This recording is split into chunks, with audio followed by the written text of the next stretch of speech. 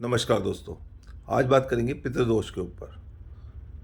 अगर कि पितृदोष क्या है पहले तो वो समझते हैं। यदि लगन कुंडली में तीसरे भाव में या नवम भाव में सूर्य देव के साथ राहु या केतु में से कोई एक आ जाता है तो उसको पितृदोष हम मानते हैं। और बाकी किसी भाव में भी ये बैठ सकते हैं सूर्य और राहु, तो उसको बोला जाता है कि आंशिक पितृदोष है। लेकिन जो पूर्ण पितृदोष होता है वो अगर तीसरे में सूर्य, तीसरे और नवम में हो। तो अब पितृदोष से होता क्या है, इसका क्या मतलब निवारण है? देखिए, अगर पितृदोष आपकी कुंडली में है, मान लीजिए, तो थोड़ी ग्रोथ उस व्यक्ति की अगर आपको लगता है कि रुक रही है, बहुत लंबे समय तक रुक रही है, कुछ रुकावटें आ रही हैं, तो ऐसी भी संभावना हो जाती है। तो इसका उपाय भी बहुत ही सरल है, अमावस्या।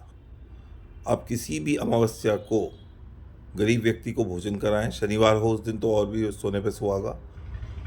और जब श्राद्ध पक्ष आते हैं, पितृपक्ष, उसमें अपने पितरों का निमित्त तर्पण करें, भोजन आदि कराएं, गाय को, कुत्ते को, कौवे को और सभी जितने भी हैं ब्राह्मण को भोज कराएं।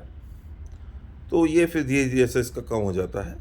बाकी ऐसी कोई बड़ी महंगी पूजा भी होती है इसकी काफ़ी, गया जी बिहार में। अगर आपके पास पैसे हैं तो आप पूजा करवा सकते हैं, वो उसमें कोई बुराई नहीं है। और लेकिन आपके पास पैसे नहीं हैं तो आप घर पे भी खुद कर सकते हैं।